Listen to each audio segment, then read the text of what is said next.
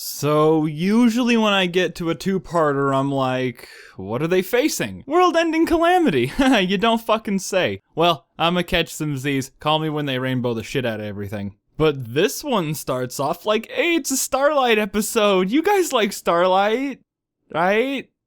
Now see, my favorite two-parter is still the Crystal Empire because it logically allowed me to take it seriously. By introducing a new place that nobody cares about and telling Twilight it's like super duper hard to save it from the whateverness. So the stakes were, will Twilight fail Celestia's test, more so than will Twilight be able to protect the Crystal Empire. I mean, seriously, who cares about the Crystal Empire? Not me, not you, not nobody. But we do care about Twilight's opinion of herself.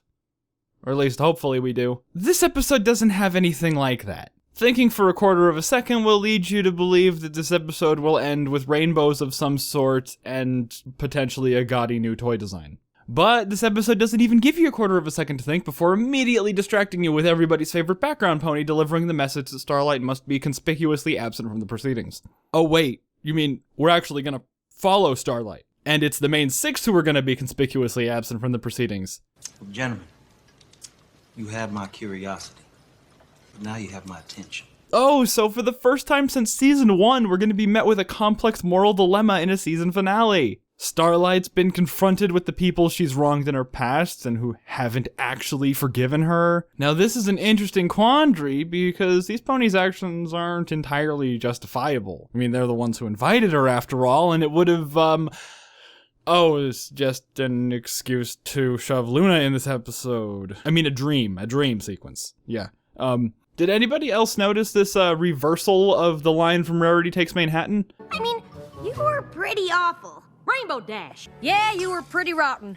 Wow, Applejack. Yeah, I wonder if that was on purpose or not. What? She was! I know your thing is honesty, but come on! And we are also graced with more of Josh Haber's splendiferous interpretation of Pinkie Pie. It is definitely bad.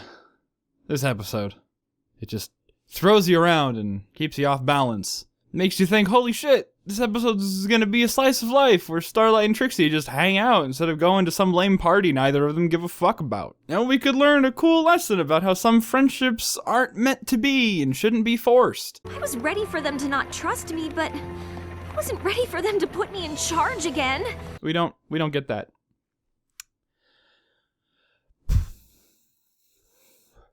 I did like how the scene played out, though. I mean, they haven't seen her since the whole equality debacle, and these insensitive pricks asked her to settle a debate and set up a race and judge a baking contest? Administering a talent show? Do they really think Little Miss Equality over here is going to be comfortable with facilitating all this competition? We dare not compete, winning only breeds the worst. Ego-filled conceit. I mean, she dropped off the whole equality thing sort of cold turkey, but this is too much. Then they get back to Ponyville, like, something's wrong with Pinkie Pie. And Trixie's like, we're in a Josh Haber episode, of course something's wrong with Pinkie Pie. But she didn't say party. Party, party, party, party, party, party, party, party. Maybe it was a fluke. Quick, check and see if Rarity is more petty and vapid than usual. Oh my, let me guess. The decorations were terrifying. No, this seems right for a Josh Haber episode. Is this what we get when Haber and Vogel work together? Oh wait, there's Rainbow Dash. Hello, ponies. We need Rarity and Applejack. Now this is an issue very similar to Pony Point of View. I mean, MLP is not the most consistently written show in the universe, and I think I already pointed out a pretty annoying continuity error earlier in this episode. But when you need some pony to be out of character in order to advance the story, you kinda have to turn them into a total dickhead. But in this case... The changelings have returned! Right. Thanks, Luna.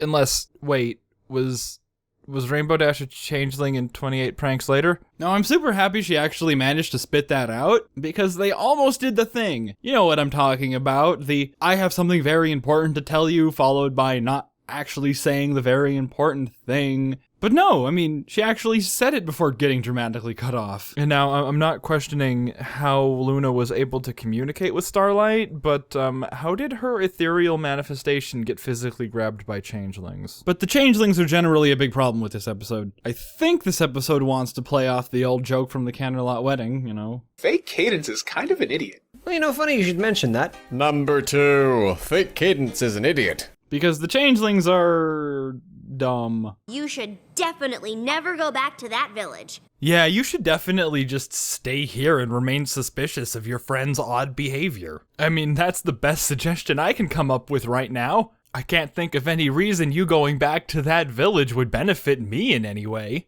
I mean, the plan itself is solid.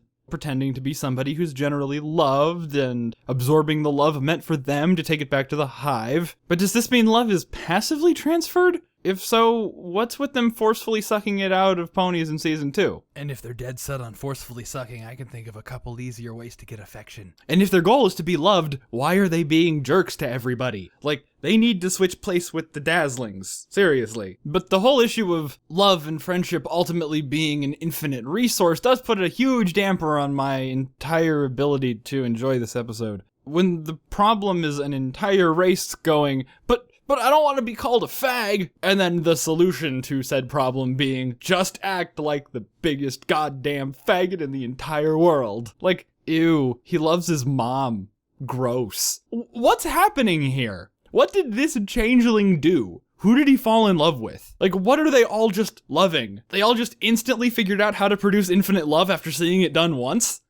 Great. It just came so naturally to everyone. I mean, how did it never accidentally happen in the past? Nobody ever did something nice? Like, hey, you're gonna finish sucking the love out of that pony? Nah, I'm full. You can finish it. Holy shit, what the fuck happened? When the solution is, you know, rainbow lasers wrapped up in the general message of you probably shouldn't be a dick to everyone if your ultimate goal is to be loved. Yeah, I kind of just lose interest. And speaking of the end, I was a little disappointed that Discord didn't, you know, wreck shop after he got his powers back. You know, seek some almighty revenge for what they did to Fluttershy, especially after Chrysalis said, fuck Reformation. You know, just as she's flying away, turn her into a little spurt of blood. Or hell, put her in an alternate dimension. Now would be the time for that. But I'm getting a little bit ahead of myself. I mean, I skipped the whole second episode. And I do like this two-parter, despite all the bitching and moaning. I mean, that stuff is just par for the course. And we can't exactly expect the Crystal Empire lightning to strike twice.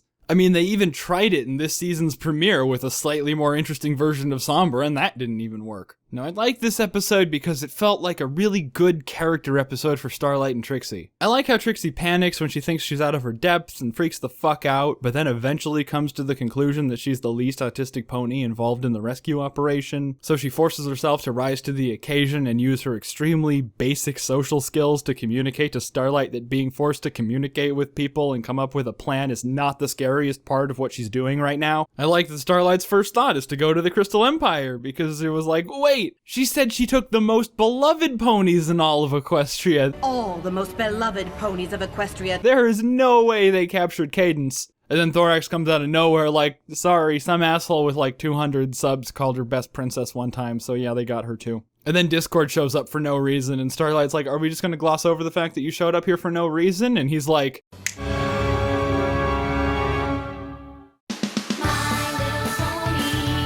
This throne. If we get into the hive and destroy it, can we get our magic back? wait a second. Chrysalis's throne is carved from an ancient dark stone that soaks up outside magic. If this ancient dark stone is already carved into the shape of a throne, how is it not already considered broken by whatever magical mechanism is absorbing magic? Where does he get off saying that breaking it even more than it already is will return everyone's magic somehow? So despite the things that, you know, don't make sense or otherwise aren't very good, this episode has really good chemistry between the cast members. I mean, this first scene in part 2 is excellent and worth the price of admission all on its own. I mean, Thorax trying to get a word in edgewise while Discord and Trixie fight over who can chew the most scenery. Everyone's trying to steal the scene, while staying very true to their characters. I mean, come on, they paired up Trixie with the only character in the show that can make her seem subtle, and best of all, he can do it without even trying. And you've got Starlight over here hoping the situation just works itself out without her input. Some pony better come up with something. Any pony? And can I just mention that it's cool that changelings do actually change colors when they're exposed to enough friendship? So I mean, this guy from Slice of Life could actually be Thorax. Well played there. But back to the subject of scene stealing and this episode generally being pretty fucking great, this scene actually brings Discord down to a sort of relatable level by taking away his magic and making his incessant whining marginally justifiable, which is an interesting way of going about trying to make Discord tolerable. In his other tolerable appearances, he's usually using his omnipotence to poke fun at Twilight's really obvious shortcomings. I never thought you'd be the kind of pony who would think she was better than every pony else. And I said to myself, your friend Twilight says that she's your pal, but she never writes. We can't possibly recreate our weekend of fun exactly as it happened, because you'll always be watching. But here, being faced with less than omnipotence, no friends to mooch self-worth off of, and losing a sad spat with someone who is almost objectively pathetic, makes him more empathetic towards that group of characters that fall into the not quite gods and not quite Fluttershy category. Actually, I was going to say a couple of those illusions were slightly above average. And making me slightly more interested in to see what they do with him in the future. That's a blatant lie. I don't know why I wrote that in the script.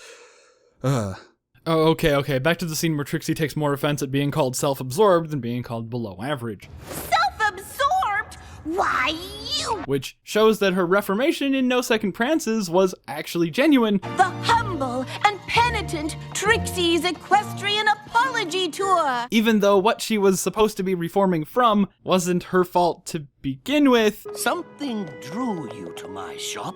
But that's a problem in a completely different episode. I mean, putting two of the most blatantly overpowered characters in the show in a situation where they are outclassed by Trixie is really great for both of them. Starlight uses magic for, well, every little thing. Best friend freaking the fuck out? Put her in a soundproof bubble. Other friends require some attention? Use a dangerous cocktail of spells to allow you to allocate your oh-so-precious time slightly more efficiently among them. Need to set a table without using magic? Set the table without using magic. Fuck it! Use magic! Fuck the rules, am I right? And Discord, well, somebody probably gives a shit. But put them in a situation where they can't use magic, and suddenly Trixie's smoke bombs and handkerchiefs and microphones that don't need to be plugged into anything don't look so useless after all. So yeah, basically Trixie makes up for all the stupid things in this episode, even the ones she's responsible for. What's up with this noble sacrifice? I mean, they could have just ditched not Discord, right? Thorax even says, if he says to go left, we should definitely go right. But Trixie's like, Let's do this. Leroy Dragons! While I have your attention, could you please like the video because YouTube changed how the algorithm works since the last time I uploaded? And if you're still interested in helping me out, you could always pledge to my Patreon or watch one of my other videos, but most of all, I would just like you to vote for me on Analysis Daily. Because if we work together, we can definitely beat one of the very few analysis channels that has less subscribers than me. And that'll do great things for my ego. No, but really, go check out the tournament. Okay, here's the stinger. I look forward to discussing how we can improve our relationship in the future. For the moment, perhaps it is best that we leave the Changeling Kingdom to the Changelings. Wait. Hold on. What? Celestia, the fuck did you just say? How the fuck do you walk up to the king and say you want to improve relations, and then turn around to your fucking subjects and say, yeah, but let's totally conquer this place, right? If I was Thorax, I'd be like, bitch, these horns may be gauche as fuck, but I do have ears under them. Talk about leaving my kingdom with me for the moment while you're 2 feet away. Fuck, you're gonna get seized. You know, maybe Chrysalis wasn't in the wrong after all.